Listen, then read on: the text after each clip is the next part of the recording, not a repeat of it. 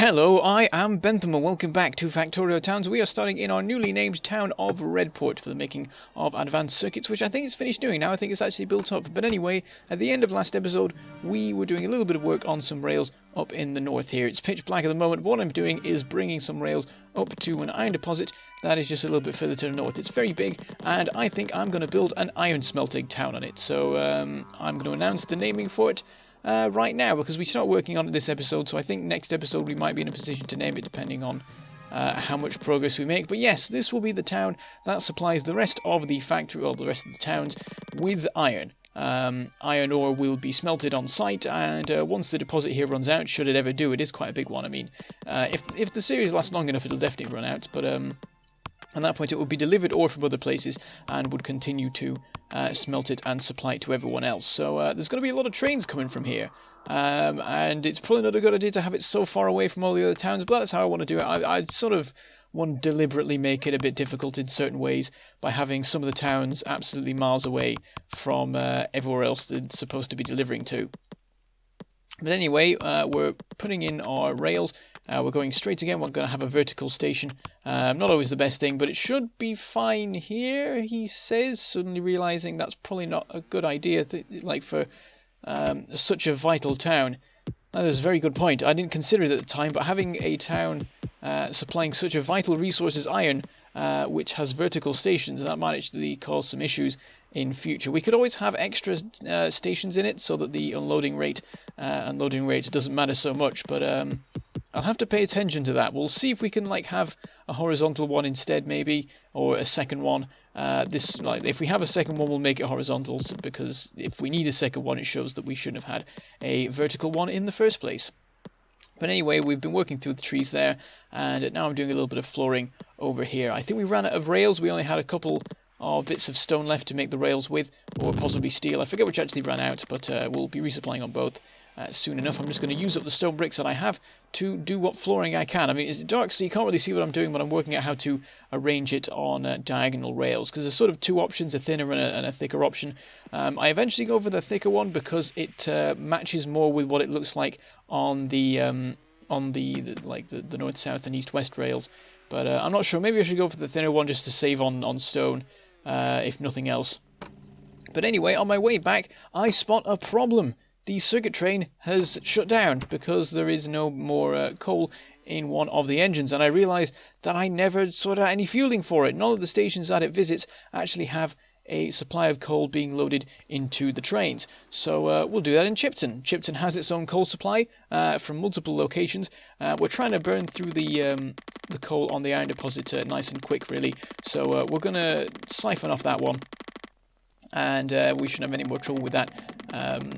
Any more trouble with any trains that come to Chipton that want to be fueled. So I'm also clearing away some of the concrete because I noticed that it is not correctly positioned for the design that we ended up choosing. And then we're just going to put a splitter in place and bring a bit of the coal round to the other side of the train. It's going to be a fairly crude system for now. It's just going to be a belt that goes across. I'm not really that bothered at this point about how it's arranged. I just want to make sure that the train gets fueled the next time it arrives in the station, and that we don't have to worry about the fueling for a while. Things will always be changing around with how the fueling works, because there'll have to be occasional sort of rearrangements of how we do the timetabling and things like that, which means that there'll always end up being a station that doesn't have a coal supply that then needs one, or something like that. But we've got something in place now.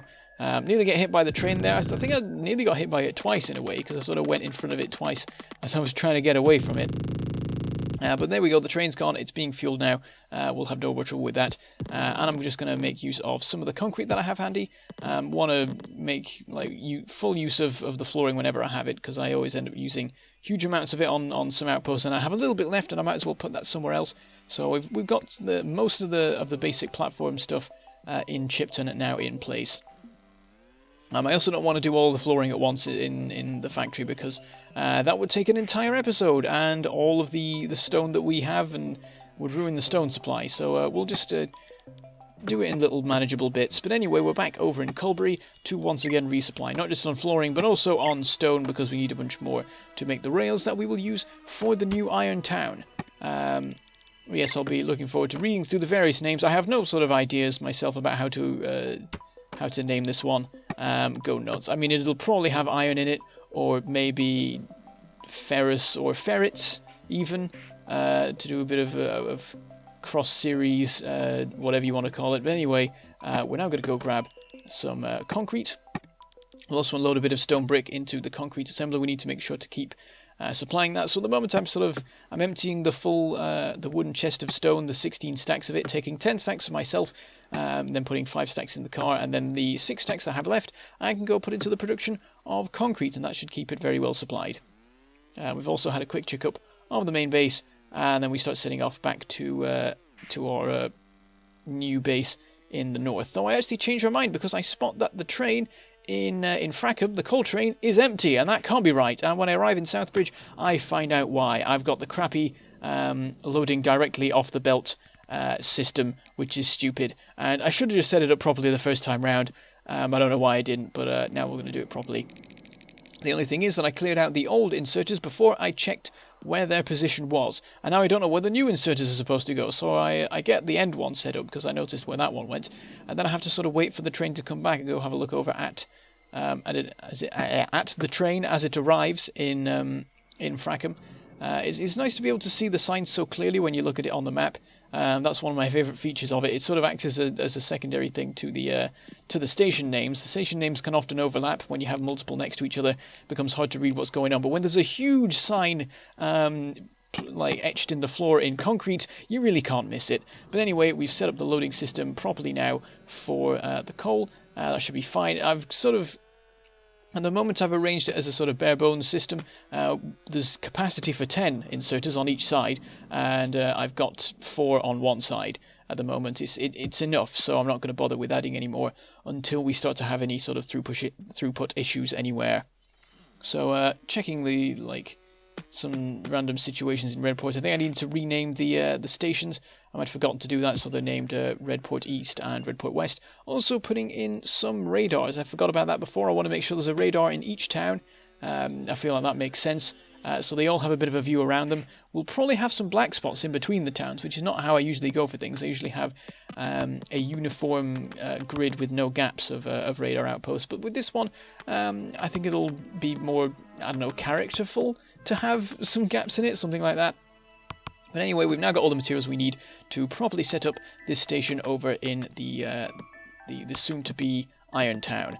And as I'm working, I'm getting really annoyed at the trees and just how many of them there are everywhere, and how I'm constantly having to cut some away, and how I'm really not looking forward to having to clear away the trees from this entire outpost so I can build it properly.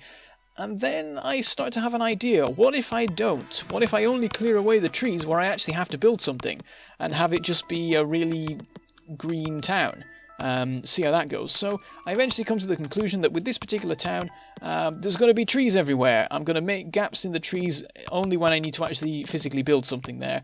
I'm going to try my best to keep as many trees intact as possible and see how it looks. It'll be interesting. It's sort of annoying, though, that it's ended up being this particular town, because this is the first opportunity I've had where there have been so many trees in a location where I'm building a town. And I'll possibly not get such a good opportunity again, because there is a lot of desert where I am.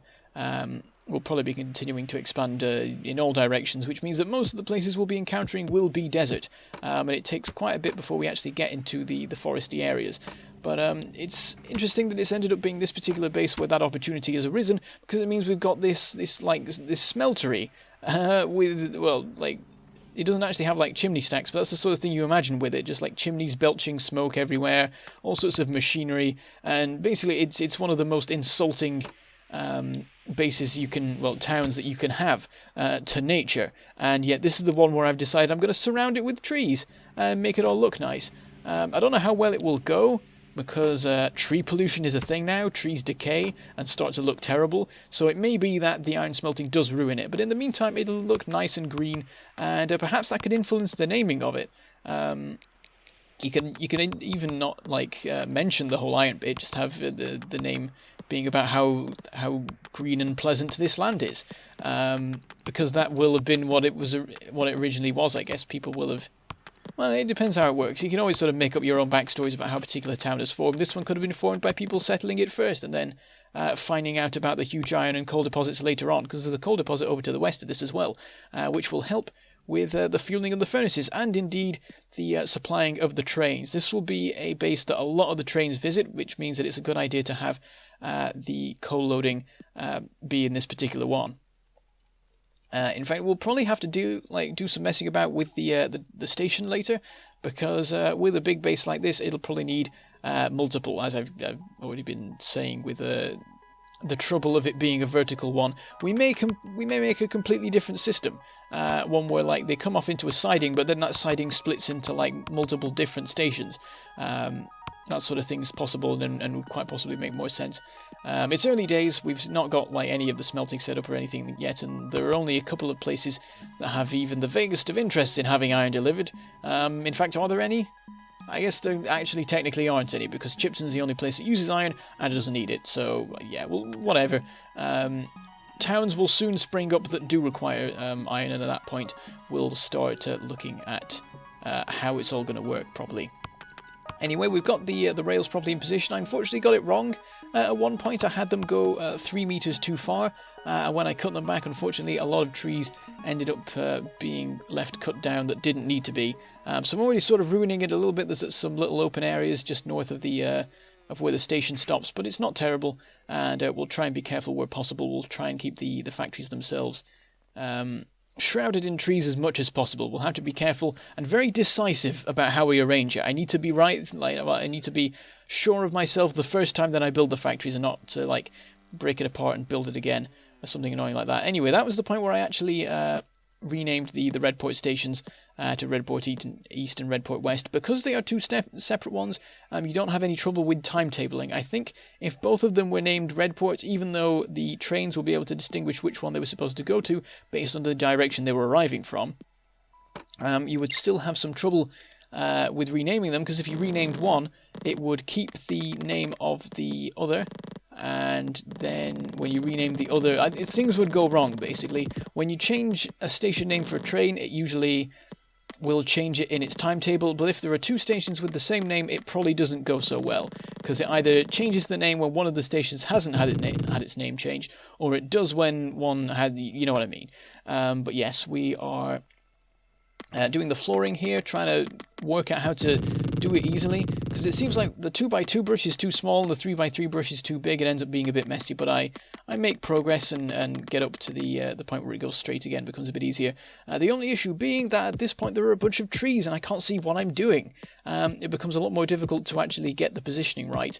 But I do my best, and at the end of the day, if you can't see it, then you can't see the mistakes either, so I guess it doesn't matter that much. But I try my best to have all the different sections in correctly, and it'll continue to be difficult going along the rails. I guess I could just run along the rails themselves though, and it would make it fairly easy to place it correctly.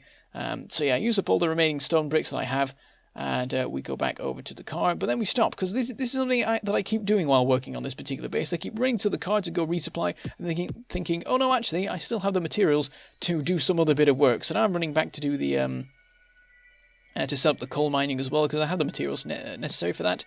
Also bringing the power over from the rail lines, making sure they're both connected up. Don't know where the belt is actually going to go at this point, but now it's in position, we can hook it up more quickly when we need it. And then we're also going to put in the mining on the iron ore deposit itself. This is annoying because we're probably going to have to clear away most of the trees on it, if not all, to get the like everything we need, because of course the miners and the belts and everything, they cover a very large area, and there's not much in the way of gaps between them. We'll see what we can do. But anyway, I'm also going to put it in the loading system for the train. This is going to mean that things are quite empty around the trains, like the actual loading and unloading areas of the trains. Again, it's a sacrifice I have to make. But I've committed myself to doing this particular thing now, having it all lovely and leafy and green. I don't know what I'm going to do with the name plaque, because I'm not going to be able to see it. I guess I'll put it a little bit further in the south, because there's some room there.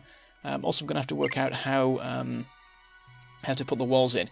Anyway, I just had a look at the inventory to see about making some furnaces, and I realised that because I don't have any stone bricks, I can't make them. But what I also realised was that I can actually make electric furnaces. I had no idea. I think I've made this mistake before, where I've sort of considered electric furnaces to be a blue science thing. The reason being that you need you need blue signs to do cracking, and cracking to have a nice continuous supply of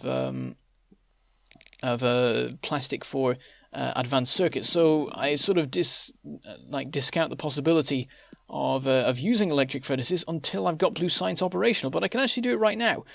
So I've gone over to Colbury to get some stone bricks for it, and I've discovered that the stone deposit has run out. This is quite surprising to me, because I thought there were thousands of pieces of stone left in those miners, but apparently not. It's all run out, so I'm going to have to quickly grab some from anywhere else I can find it. And I locate 2 deposits that are sort of in the middle of the wilderness. The annoying thing is they're not particularly near to any specific base. This one here is fairly near to what's it called, Redport, the newly named one.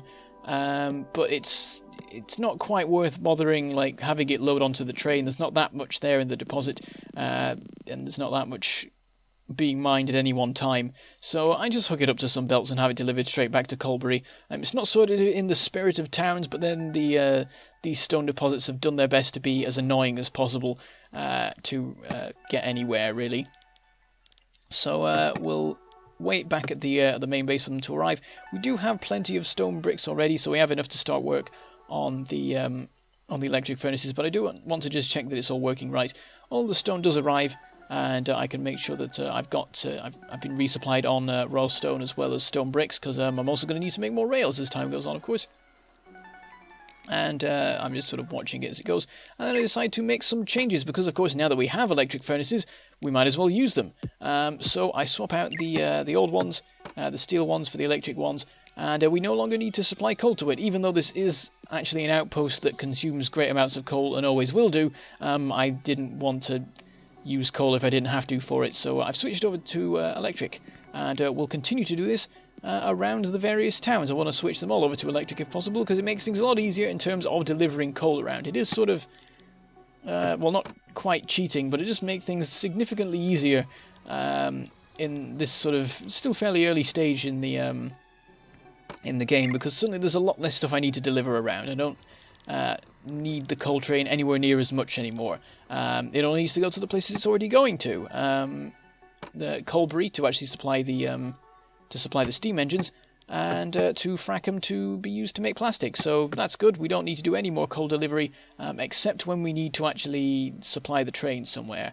And hopefully we should be able to just do it with the network of trains working as they are anyway. We'll probably need to deliver some properly to the Iron Town, and I guess to the Copper Town and the Steel Town that will probably happen, and things like that.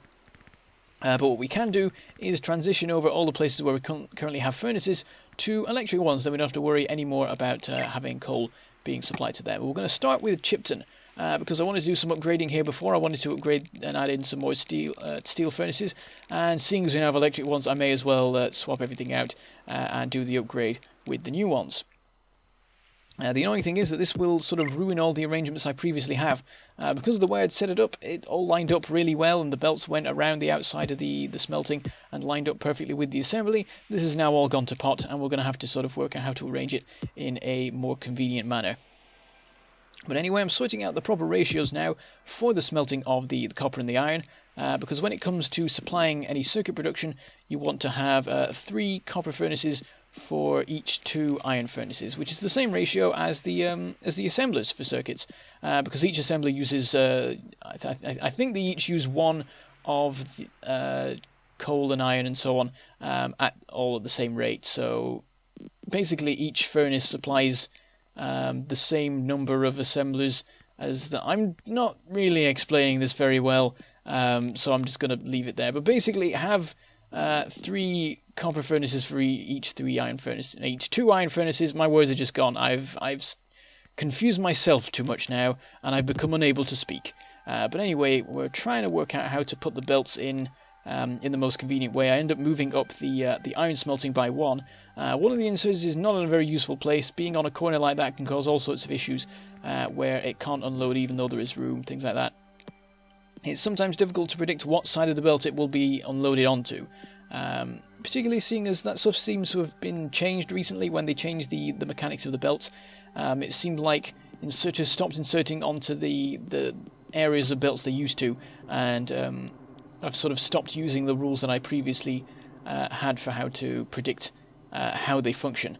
I just rely on using belts to keep things on certain sides of belts and things like that. Anyway, we've got it all working. It's not brilliant. The things are misaligned, but it is supplying the assemblers now, so I'm just going to leave it there. And I start hopping over to the main base where we need to resupply on steel. We've used up a lot of it to make all of the electric furnaces, and now that we can resupply, I make a bunch more. I set up the production of 20 of them, because of course we'll be continuing to use these as time goes on. We'll need plenty in the long run, might as well make a ton of them now. But anyway, we'll hop over to Chipton because I've realised that I've got stupid amounts of copper and iron in my inventory now after deconstructing and reconstructing all that. So I quickly unload all this, and then once we've done that, we'll come to an end. Trying to get rid of the copper by putting it into the assemblers as well. But anyway, I shall say goodbye, thank you for watching, and I shall see you next time.